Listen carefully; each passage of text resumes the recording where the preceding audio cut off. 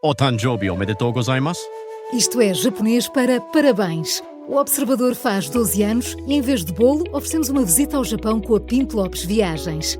Assine por apenas 39,90€ e habilite-se a ganhar. 12 anos a escrutinar o poder, 12 mil quilómetros para celebrar.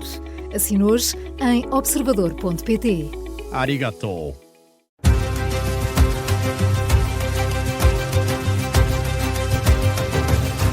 Fala de outra coisa. Não se fala, se calhar já se falou mais, mas ainda se continua a falar do Festival da Eurovisão e das ondas de choque em relação a polémicas. Agora lembrei-me dos ondas de choque. Os ondas de choque. E os mini-stars, não te lembro? E os queijinhos frescos. Tudo isso. Sim, isso tudo. Já não se fala dessas coisas. Disso é que já não se fala. Mas fala-se ainda das polémicas à volta do Eurofestival.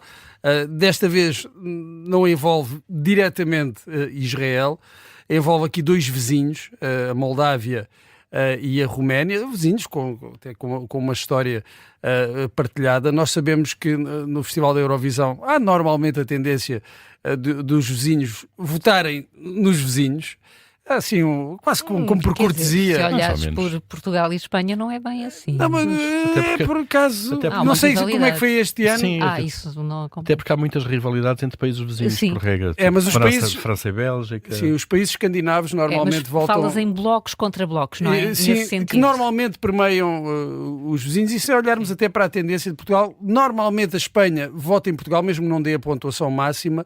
E também há votos de Portugal em Espanha, tem que ver com a proximidade, mas há países em que esse voto amigo é levado muito, muito a sério. Foi o caso da Moldávia. E o que é que aconteceu aqui? É que o público moldavo, os pontos são divididos, há uma pontuação, uma votação do público e há uma votação do júri. O público da Moldávia atribuiu 12 pontos à Roménia e 10 à Ucrânia. Já o júri da Moldávia... São as pontuações mais altas. Exatamente. Já o júri da Moldávia deu apenas 3 pontos à Roménia e 0 à Ucrânia, deu os 12 pontos à Polónia e os 10 pontos a Israel. Aqui Israel aparece indiretamente relacionado com isto, mas a grande questão e a grande polémica foi precisamente esta votação do júri na canção romena, apenas 3 pontos, quando o público tinha dado a votação máxima à Roménia. E isto gerou logo um grande desconforto, a começar pela representante do júri, que teve de anunciar a votação, e ela depois publicou um vídeo nas redes sociais a dizer que quando recebeu os resultados e viu Roménia 3 pontos, ficou chocada. Diz que se afastou por alguns minutos, não sabia como se recompor, teria de anunciar a votação do júri da Moldávia daí a pouco e ficou muito abalada. Houve críticas do próprio representante da Moldávia, ou seja, do cantor que este ano representou a Moldávia na Eurovisão, a dizer que não percebia como é que o júri da Moldávia tinha dado apenas 3 pontos à Roménia. Isto foi tão falado, tão discutido, que o diretor da televisão da Moldávia, que é da Telerádio Moldova, que é a emissora nacional de rádio e televisão, renunciou ao cargo na segunda-feira. Portanto, imaginem o diretor da RTP... não vai para ali. Sim. Porque ele diz que houve uma falha do júri em reconhecer as sensibilidades entre vizinhos como extraordinária, esta falha e grave. Isto de acordo também com uma notícia do jornal do Guardian, para se perceber que isto foi muito para lá das fronteiras dos dois países. O diretor, o antigo, agora o ex-diretor da televisão, veio dizer que, embora nos tenhamos distanciado das decisões do júri, a votação realizada é da nossa responsabilidade. Daí ele ter assumido essa responsabilidade. O que nos faz pensar aqui, de facto, então, o que é que conta, o que é que deve contar? É, de facto, a performance e a qualidade da música? Ou são aqui as relações diplomáticas? Exatamente, as lealdades entre vizinhos. Pelos vistos, na Moldávia pesa muito essa lealdade, tendo levado a esta decisão do diretor da televisão se afastar. Provavelmente ficará por aqui. Vamos ficar atentos às votações do próximo ano para ver se há aqui uma compensação. Tudo isso, essa sucessão de casos da Eurovisão, aquilo já é um cadáver, já não é? O festival em si, em relação ao espírito com que foi criado, a própria Eurovisão, união dos povos, colaboração entre as televisões, a música como fator de união. De aproximação e de união, esquece, quer dizer, isto, cada ano que vem as polémicas aumentam, enfim, aquilo já não é nada. A música fica muito relegada para, já nem digo para segundo lugar. Claro. Talvez para o último lugar com 0 pontos. Sim, antes a discussão até podia ser esta música era melhor do que a outra. Agora, claro, não, agora isso não interessa nada. Não interessa mesmo. Antes o escândalo era quando alguém ia cantar descalço. Enfim. Exatamente. Muito bem. E ganhava. Olha, imagina, terça-feira à tarde no Reino Unido, estava a ser uma terça-feira como as outras, quando a Radio Caroline, que prosseguia a sua programação normal, interrompe e ouvindo-se a seguinte mensagem na emissão. Esta é a Radio Caroline. Suspendemos a nossa programação normal até aviso em contrário, como demonstração do respeito formal devido à morte de Sua Majestade, o Rei Carlos III. Depois, a emissão informou que seria tocada música adequada à situação, ao contexto, e que os órgãos de comunicação social teriam confirmado a notícia e ouviu-se logo a seguir o hino britânico.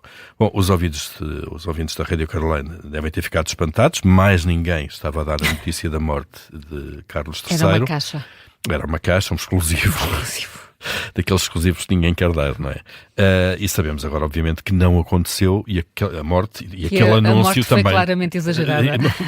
Manifestamente aqui, e aquele anúncio também não devia ter existido. Tudo aconteceu devido a um erro informático que levou que o sistema da rádio, hoje é tudo muito automático, Maria João, sabias? O sistema da rádio ativasse o protocolo que está sempre pronto para o caso da morte do monarca, do rei ou da rainha, e obviamente isto já obrigou a estação a pedir desculpas publicamente. O diretor da antiga Rádio Pirata, Peter Moore, explicou depois no Facebook que foi de facto um erro informático no estúdio principal e o protocolo que se chama Morte do Monarca, que todas as rádios e estações britânicas têm, foi ativado, não é? Alguém carregou no botão errado, se quisermos, e esse botão, sim, não é só um botão, certamente. Exatamente. Significa que dispara uma série de gravações automáticas para, enfim, para assinalar a morte do monarca. Para serem os primeiros a dar, não é? Os primeiros a dar e para entrarem na programação de respeito pelo monarca, se quisermos. E, portanto, isso foi ativado acidentalmente na tarde de terça-feira, anunciando por engano. Quantas vezes? Às vezes acontece, não é? Depois a Radio Caroline ficou em silêncio, como seria requerido, e foi isto que alertou, de facto, os elementos da rádio para a necessidade de voltar à programação, e logo a seguir perceberam o que é que se tinha passado e pediram desculpas no ar. Pedimos desculpa ao rei e aos nossos ouvintes por qualquer sofrimento causado. A estação tem tido a satisfação de transmitir as mensagens de Natal da rainha e agora do rei e espera fazê-lo por muitos anos. Fica bem assim. Muito britânico, não é? Isto foi o que acrescentou o diretor, voltando a pedir desculpas, não é? E como frisa aqui o Guardian, tudo isto aconteceu enquanto os reis britânicos estavam tranquilamente na Irlanda do Norte. Uma visita que incluiu não chá, mas prova do whisky irlandês.